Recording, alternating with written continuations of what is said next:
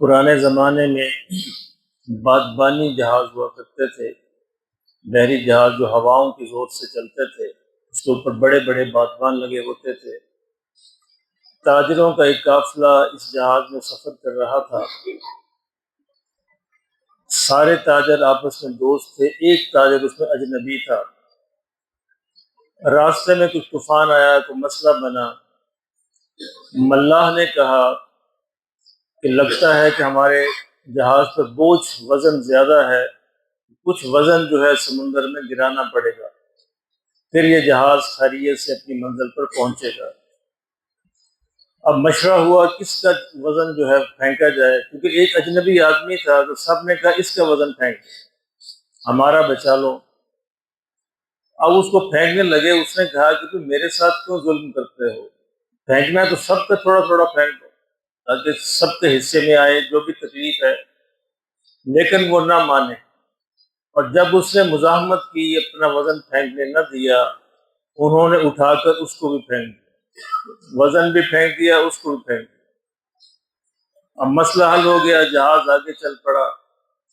اب وہ بیچارہ سمندر کے اندر گر گیا، ڈبکیاں کھاتا رہا۔ اس کے بعد کیا ہوا اسے معلوم نہیں۔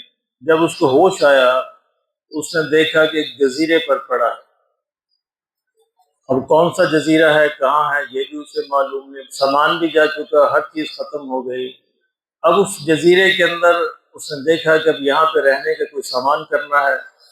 درختوں کے پتے کھائے، وہاں کے جو پھل ہیں وہ کھائے، کوئی پرندے پکڑے، کوئی خرگوش پکڑے، بہرحال اس نے اپنا گزارا شروع کر دیا۔ اور آہستہ آہستہ اس نے تھوڑے عرصے میں ایک جھونپڑی بھی وہاں پہ بنا لی تاکہ اس کے اندر آرام کر سکے، رہ سکے۔ کافی دیر گزر گئی، مہینہ دو مہینے گزر گئے، اور وہاں پہ رہتا رہا۔ ایک دن تیز ہوا چلی اور وہ آگ جلا کے اپنا کھانا پکانے کی کوشش کر رہا تھا۔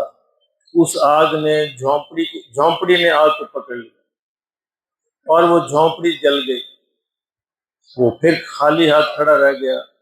اس نے آسمان کی طرف نگاہ اٹھائی، کہا کہ مولا عجیب بات ہے، پہلے تو نے سمندر میں گرایا، میرا سارا سامان ضائع ہوا، میں سمندر میں ڈبکیاں کھاتا رہا، پھر تو نے اس ویران جزیرے پہ پہنچایا، اب یہاں پہ ایک جھونپڑی سہارا تھی وہ بھی تو نے جلا دی، اب بتا میں کدھر جاؤں۔ تھوڑی دیر کے بعد اس نے دیکھا کہ دور سے کشتی جو ہے اس جزیرے کی طرف آ رہی۔ اب وہ کشتی میں چند لوگ آئے اور لوگ آ کر اسے کہنے لگے چلو آؤ ہمارے ساتھ، جہاز تمہارا منتظر ہے۔ تو اس کو کشتی نے بٹھا کے جہاز میں لے گئے۔ اب یہ بڑا حیران کہ معاملہ کیا ہوا۔ تو جہاز والوں نے کہا کہ دور سے ہم نے آگ دیکھی، یہاں پہ آگ جل رہی تھی، اس سے ہمیں پتہ چلا کہ کسی بندے کو مدد کی ضرورت ہے، اس سے ہم نے کشتی بھیجی کہ چلو تم کو لے آؤ۔ اس نے کہا اللہ اکبر، یا اللہ تیرا شکر ہے۔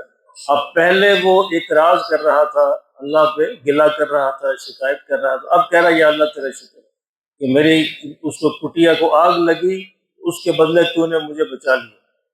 اب لوگوں نے پوچھا کہ تو یہاں پہ کیسے، جہاز والوں نے پوچھا تو اس نے پوری کہانی سنائی کہ میں بھی ایک جہاز میں سفر کر رہا تھا، انہوں نے مجھے اٹھا کے سمندر میں پھینک دیا۔ انہوں نے کہا اللہ اکبر، تو بچ گیا۔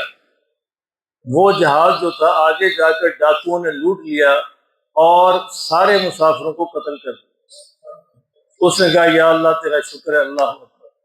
محترم دوستو، بظاہر انسان کو سمجھ نہیں آتی کہ میرے ساتھ کیا ہو رہا ہے، لیکن اصل میں جو اللہ کرتا ہے وہی ٹھیک ہوتا ہے۔ انسان کو یہ ایمان رکھنا چاہیے کہ اگر باوجود میری کوشش کے، محنت کے نہیں ہو سکا، پھل نہیں مل سکا، اس کا مطلب یہ ہے کہ میرے لیے نہیں بہتر ہوگا۔ تو جو اللہ کرتا ہے اصل میں وہی ٹھیک ہوتا ہے۔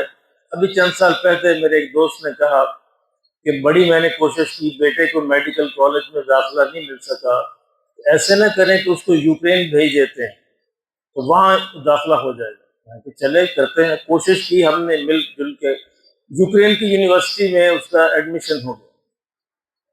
اب وہ سارے سامان اسباب تیار کر رہا ہے جانے کے، بھیجنے کے، عین موقع پہ آ کر ویزے کے اندر کوئی مسئلہ بنا اور وہ نہیں جا سکا۔ اب وہ سارے بڑے پریشان، گھر والے کی جی ہم نے اتنی کوشش کی، داخلہ بھی ہو گیا، یہ بھی ہو گیا۔ تھوڑے ہی دنوں کے بعد جناب یوکرین کی جنگ لگ گئی۔ اب وہ کہتا ہے یا اللہ تیرا شکر ہے میرا بیٹا نہیں گیا، یا اللہ تیرا شکر ہے میرا بیٹا نہیں جا سکا۔